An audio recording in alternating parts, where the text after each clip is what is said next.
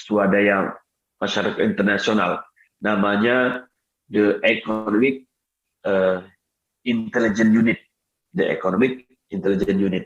Nah, mereka itu meneliti terkait dengan limbah makanan.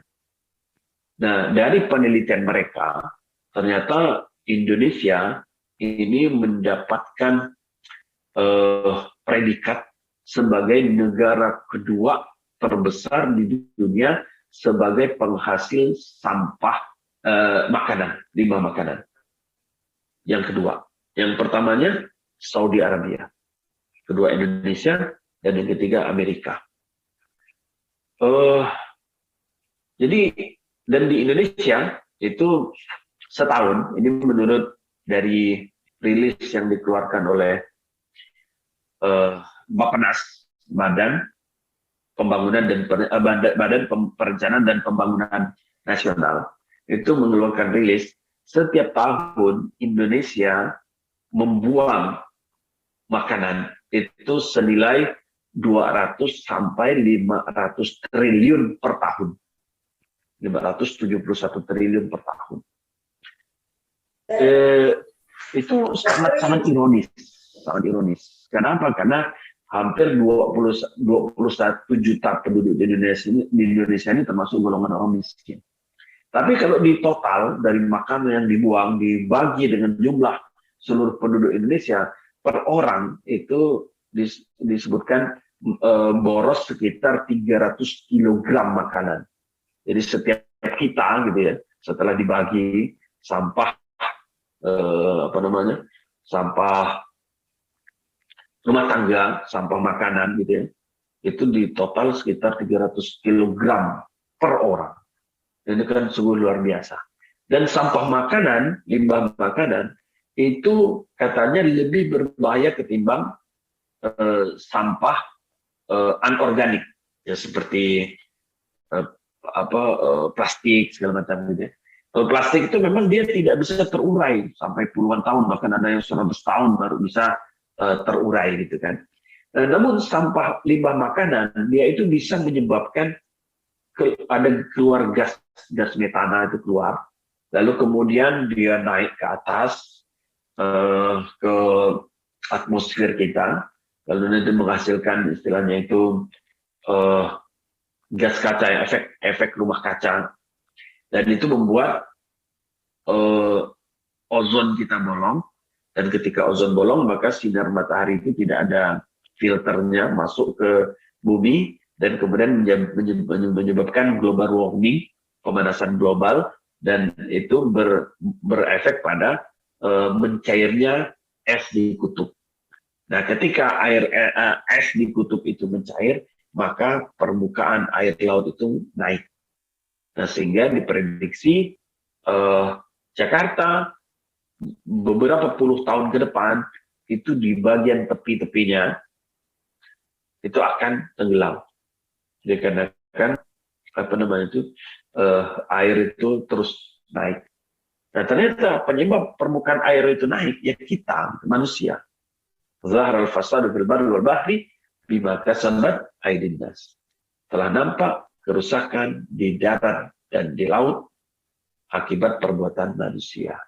Nah, jadi ternyata ini sangat luas gitu ya, efek ya dari misalnya kita boros di dalam wudhu gitu ya. Nah, ternyata itu berimbas juga pada yang lain gitu. Boros pada makanan, boros pada segala hal. Rasulullah dalam sebuah kesempatan mengatakan berlakulah hemat di dalam berwudu, walaupun kalian berwudu di sumber mata air. Jadi misal kita wudunya di sungai gitu kan, atau di parit gitu ya, airnya banyak, tetap kita disuruh oleh Rasulullah untuk berwudu itu dengan hemat. Maksudnya apa? Supaya hemat itu menjadi karakter. Karena nanti ketika misalnya karakter kita, akhlak kita sudah terbiasa boros, maka ketika kita berada di tempat yang kurang air, kita akan boros juga dalam menggunakan air. Kita akan merasa kalau sedikit air yang dipakai untuk berwudu, wudu kita tidak sah. Nah, itu yang akan muncul gitu. Maka di sini kita, Bapak Ibu yang dirahmati Allah, perlu berlatih. Kita belajar bagaimana cara kita berwudu dengan benar, sehingga air yang kita pakai untuk berwudu itu tidak lebih dari 1 mud. Nah, kalau bisa malah berkurang. Ada mungkin Bapak Ibu nanti bisa cari di browsing di Google ya, cari googling gitu ya, tentang bagaimana cara wudhu Rasulullah SAW. Bagaimana berapa banyak air yang beliau pakai gitu. Ada seorang ulama Mesir itu ketika beliau mencontohkan, beliau berwudu itu hanya menggunakan air itu kurang dari 1 gelas gelas air mineral itu, dan dia pakai itu hanya setengahnya saja. Bisa itu, gitu, bisa. Nah, asal digunakan dengan benar. Nah, ini dalam hal wudu. Nah, lalu kemudian ketika kita ini sholat, misalnya, dalam sholat di sinilah kita dituntut juga untuk bahwa sholat kita ini perlu etika, ada adab. Karena disampaikan di awal tadi, sholat itu kan adalah bentuk dialog kita dengan Allah. Kita sedang menghadap Allah, kita sedang berbicara dengan Allah. Nah, etikanya ketika kita berbicara menghadap dengan Allah Subhanahu wa taala tentu dengan sikap dan perkataan yang baik. Nah, saya sering mendapati ketika sholat tarawih misalnya, kadang-kadang imam membaca Al-Fatihah itu ngebut sekali.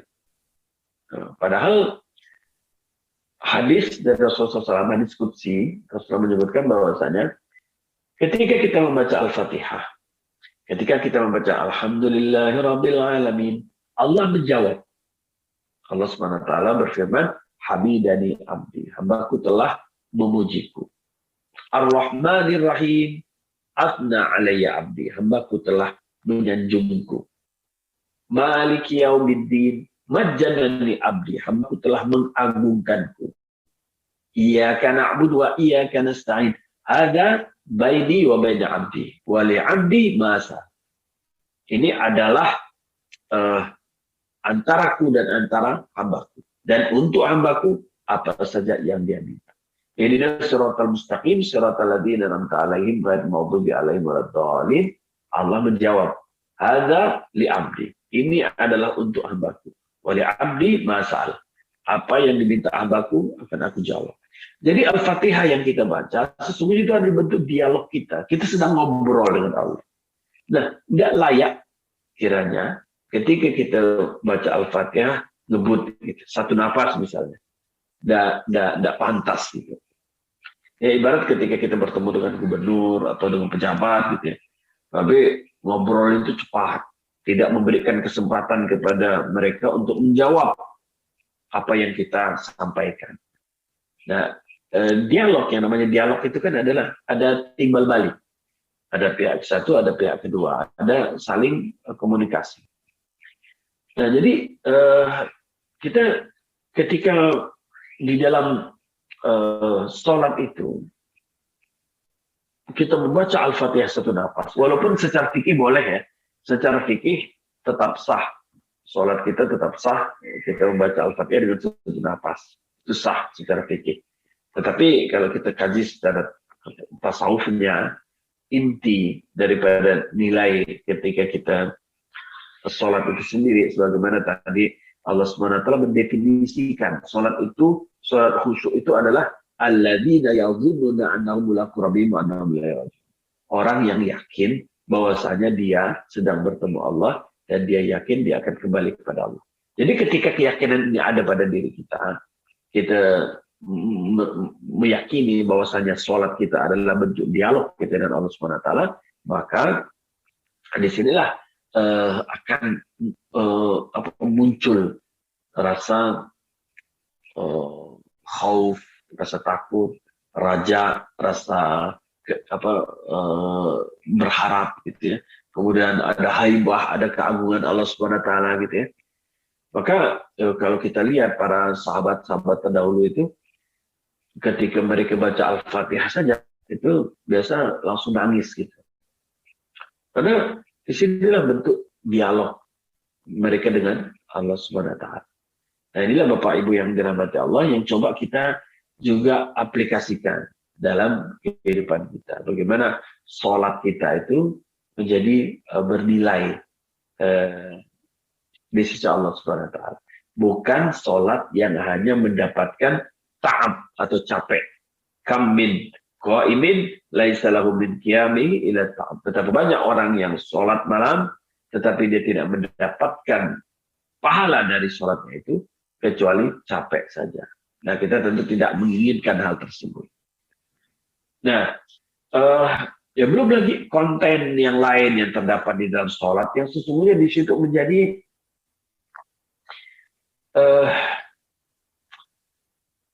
pengharapan kita, doa kita. Jadi Rasulullah itu ketika beliau ada masalah, maka beliau itu sholat untuk keluar dari permasalahan itu. Kenapa? Karena memang konten di dalam sholat itu adalah kita tuh berdoa. Kita meminta kepada Allah, memohon kepada Allah Subhanahu Wa Taala untuk diberikan jalan keluar dari setiap permasalahan kita. Contoh, misal ketika kita duduk di antara dua sujud, kita kan berdoa. Rabbi firli, warhamni, wajburni, warfa'ni, warzuqni, wahdini, wa'afini, wa'afani. Ada 8 doa di situ. Nah kan kita sering ketika duduk di antara dua sujud, kita membaca doa ini, kadang kita membaca secara sepintas saja. Bacanya ngebut tanpa mendalami makna yang terkandung di dalam doa-doa itu. Rabbi firli, warhamni, wajburni, warfa'ni, warzuqni, wahdini, wa'afini, wa'afani. Langsung kita sujud lagi gitu kan. Padahal di dalam doa itu luar biasa. Maka dalam doa itu, Rabbi firli, ya Allah, ampunilah dosa. Maka ya sebaiknya ketika kita membaca doa ini, kita membayangkan juga dosa-dosa kita. Kita mohon ampun ya Allah, saya ada dosa ya Allah. Saya telah melakukan dosa ya Allah. Ampuni dosa saya ya Allah. Rabbi firli. Warham ya Allah, sayangi saya ya Allah. Wajburni ya Allah, saya ini punya aib. Tolong tutup aib saya. Wajburni. Warfa'ni ya Allah, angkat derajat saya. Warfa'ni. Warzuqni ya Allah, beri rezeki saya. Nah, bayangkan mungkin ya kita punya masalah terkait dengan rezeki. Mungkin ya, saya punya hutang ya Allah. Saya punya saya perlu uang untuk bayar anak saya sekolah semacamnya. Maka kemudian warzuqni ya Allah, beri rezeki saya. Kemudian wahdini ya Allah, saya ada masalah ya Allah. Tolong beri hidayah kepada saya. Tolong beri saya solusi ya Allah. Wahdini. Kemudian wa'afini ya Allah, saya sakit ya Allah. Nah, bayangkan apa sakit kita itu. Entah asam urat, diabetes, jantung, hipertensi gitu. Doakan, katakan, ya Allah saya sakit ya Allah. Tolong sembuhkan saya Allah. Wa'afini ya Allah. Sembuhkan saya Allah. Wa'fu anni ya Allah. Maafkan saya. Maafkan saya. Nah, beda antara di awal, di ujung, di pertama itu, di awalnya itu kita disuruh minta ampun. Wa'firli. Di ujungnya kita disuruh minta maaf. Apa bedanya? Nah, kalau diminta ampun itu ketika kita punya dosa, kita diampuni oleh Allah, maka kemudian dosa kita itu tidak mendapatkan sanksi dari Allah, tidak mendapatkan azab, tidak mendapatkan siksa. Nah, itu diampuni. Tapi kalau dimaafkan, itu dia nanti sama sekali tidak ada. Jadi di akhirat tuh dosa kita hilang sama sekali gitu. Jadi kalau di Rabbi firli, dia tidak dapat siksa, tapi tulisannya masih ada. Misalnya pernah mencuri atau tulis mencuri, diampuni Allah, kelakuannya mencuri, dia tidak disiksa oleh Allah, tapi tulisannya itu mencuri masih ada. Nah, tapi kalau dimaafkan, itu tulisan mencurinya itu dihapus. Nah, kalau dihapus otomatis tidak mendapatkan sanksi. Nah, itu beda antara Rabbi firli dengan wa'fu anni. Nah, maka salah satu sunnah yang kita harus perbanyak juga doa di bulan Ramadan ini adalah Allahumma innaka afuwun karim tuhibbul afwa fa'fu anni. Ya Allah, innaka afuwun karim. Ya Allah, engkau itu adalah maha pemaaf ya Allah. Maha mulia ya Allah. Tuhibbul afwa, dan engkau suka memaafkan. Maka fa'fu anni, maafkanlah kami ya Allah. Nah, ini yang perlu kita perbanyak di bulan Ramadan ini. Nah, salah satu tempat memperbanyak doa itu adalah ketika menjelang berbuka dan menjelang sahur, waktu sahur dan waktu berbuka. Nah, mohon difahami yang disebut dengan waktu sahur itu bukan makan sahurnya bukan, tapi waktu sahur. Waktu sahur itu waktu di penghujung malam. Itu kurang lebih setengah jam sebelum sholat subuh. Itu waktu sahur. Nah, kita makan sahur waktu itu boleh, silakan. Dan memang ahsan untuk makan sahur itu di ujung memang sunahnya begitu. Nah, namun ketika makan itu kita isi dengan banyak-banyak berdoa, atau bahkan mungkin kita bisa ini kalau Rasulullah itu beliau sudah berhenti makan. Kalau kita tuh di Indonesia mengenal istilah imsak, ya, imsak. Imsak itu 10 menit sebelum waktu subuh, itu imsak. Nah, kalau di daerah Arab segala macam itu tidak dikenal istilah imsak. Imsak itu adalah ijtihad dari para ulama di Asia terkait dengan waktu untuk berhati-hati gitu. Kira-kira lampu kuning, ya, hati-hati nih udah mau sholat fajar atau sudah mau ini nih, udah mau apa? Subuh gitu ya, maka berhati-hati, jangan makan lagi ya, gitu. Nah, itu kurang lebih Rasulullah itu menggunakannya dengan kalau sholat itu sekitar membaca 50 ayat yang kecil-kecil gitu ya, yang pendek, yang sedang ya, tidak terlalu panjang, tidak terlalu ini juga. Nah, Bapak Ibu yang dirahmati Allah,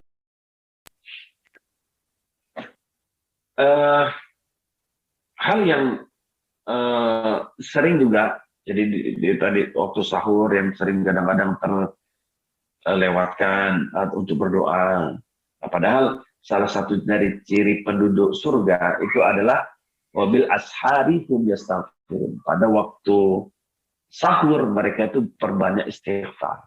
Nah, jadi bagusnya mungkin katakanlah makannya jam, kan sekarang subuh itu sekitar jam 4:30 atau 29 gitu ya. Nah, maka kita upayakan kita makan sahurnya itu sekitar jam 4 gitu ya. Sampai jam 4 sampai 4:05 kan, katakanlah, atau 4:10 gitu ya. Nah, nanti sisa waktunya itu kita pakai perbanyak berdoa sampai azan berkumandang gitu. Nah, itu waktu sahur, waktu yang sangat baik bagi kita untuk berdoa. Lalu kemudian yang sering juga diabaikan ketika menjelang waktu berbuka. Waktu berbuka itu juga termasuk waktu yang sangat istijabah. Doa-doa kita itu mustajabah di Allah SWT. Nah, kadang-kadang kita teralihkan dengan sibuk di dapur untuk bukaan. Ya, sebenarnya tidak masalah sih, boleh saja. Hanya tolong disisipi. Jadi ketika menyiapkan itu sambil membaca Subhanallah, Alhamdulillah, wala ilaha illallah, wallahu akbar, zikir gitu ya, atau sholawat gitu ya. Jadi waktu menjelang berbuka itu tidak sia-sia. Nah, kadang-kadang ada lagi orang yang istilahnya itu ngabuburit atau menunggu waktu berbuka. Ya, kalau ngabuburit itu menunggu waktu berbuka itu dengan tilawah Quran misalnya, itu ya monggo saja, bagus-bagus saja, berdoa segala macam. Tapi kadang-kadang ngabuburit itu sama anak-anak muda itu banyak dipakai untuk keluyuran di jalan gitu ya, duduk-duduk di jalan, mengumbar mata, melihat hal-hal yang ya pokoknya apa yang bisa dilihatlah gitu ya. Nah, sementara kalau udah di jalan ini kan kita sudah tidak bisa mengendalikannya lagi. Nah, ini yang perlu kita dari setiap sholat kita itu kita coba mulai mengikhtisabkan, memerinci setiap sholat kita. Sehingga misalnya sholat itu katakanlah sholat kita 5 menit, maka betul-betul 5 menit itu 60 detik kali 5 gitu ya. Itu betul-betul terjaga gitu ya. Nah, jangan sampai kan yang sering terjadi ini kadang-kadang setelah kita takbiratul ihram, mulai takbiratul ihram, setelah itu pikiran kita kemana-mana, baru sadar ketika imam sudah salam gitu. Karena ini yang sering terjadi, yang kadang terjadi seperti itu. Maka kita perlu mengikhtisab. Jadi ketika misalnya ketika takbir kita baca Al-Fatihah masih ingat lah, tapi kemudian pikiran kita jalan kemana-mana, maka langsung ketika ingat langsung istighfar, langsung balikkan, yakini kita sedang menghadap Allah. Nah, Allah itu kan ketika kita berhadapan dengan Allah, Allah kan tahu bukan hanya tampilan gitu, tapi juga isi kepala kita kan Allah tahu gitu. Apa yang sedang kita pikirkan, apa yang kita bayangkan, Allah tahu. Nah, maka di sini kita perlu ihtisaban terkait dengan semua amaliyah yang kita lakukan dari sholat kita. Nah, itu ya. Jadi yang pertama terkait dengan puasa kita yang harus iman dan wahtisaban. Lalu kemudian sholat qiyamul Ramadan kita harus iman dan wahtisaban. Lalu kemudian ada hadis yang ketiga lagi. Man qama lailatul qadrin imanan wahtisaban ghufira lahu ma taqaddama min dhanbi. Barang siapa yang qama lailatul qadr, sholat malam pada malam Lailatul Qadar, maka ghufira lahu ma taqaddama min dhanbi, akan diampuni dosa-dosanya yang telah lalu. Nah, di sini kita diperintahkan untuk berburu Lailatul Qadar, menghidupkan malam Qadar, malam kemuliaan. Nah, kapan itu Rasulullah memberi sinyal Lailatul Qadar itu pada malam-malam ganjil di 10 hari terakhir.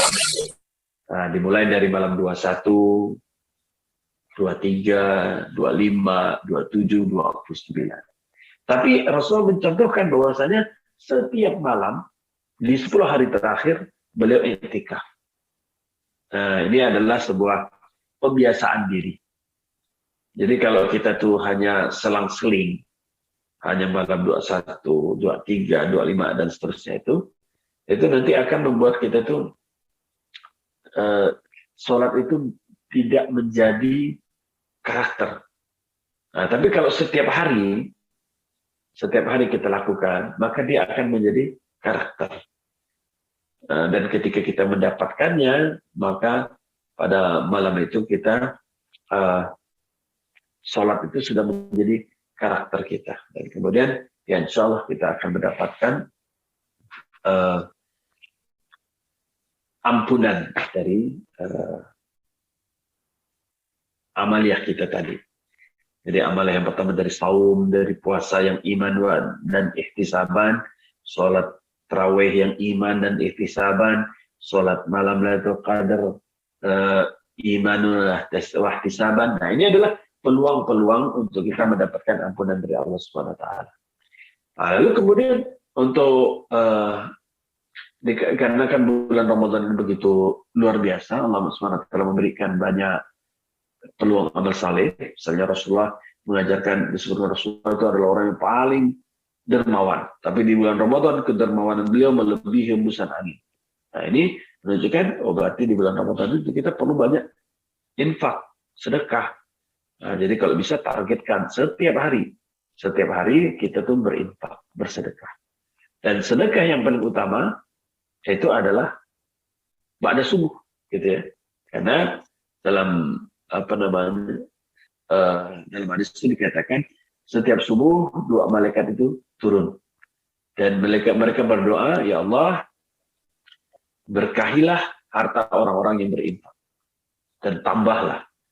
Kemudian malaikat yang kedua mengatakan, ya Allah, binasakanlah harta orang-orang yang kikir, yang pelit, yang tidak mau bersedekah. Nah, maka usahakan kita setiap hari kita bersedekah. Nah, bagi yang bisa kita itu sedekahnya itu mungkin kumulatif, dikumpulkan dulu. atau tiap hari, silakan saja.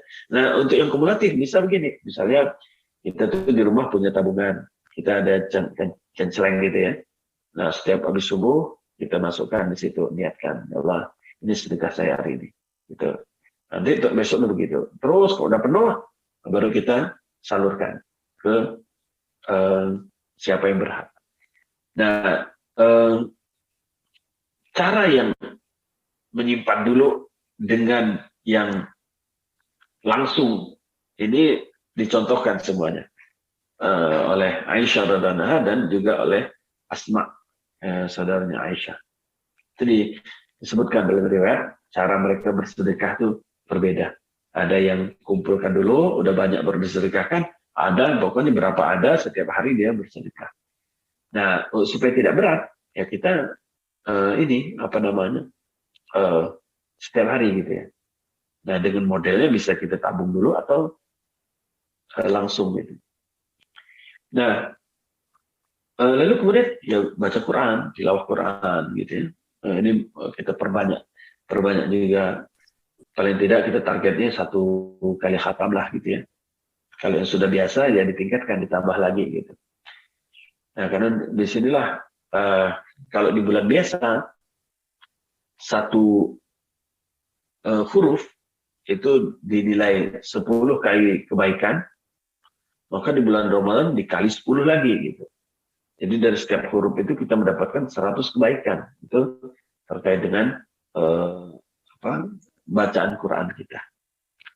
Nah, tentu nanti ada berbeda Bapak Ibu yang dirahmati Allah antara qiraah dan tilawah ya.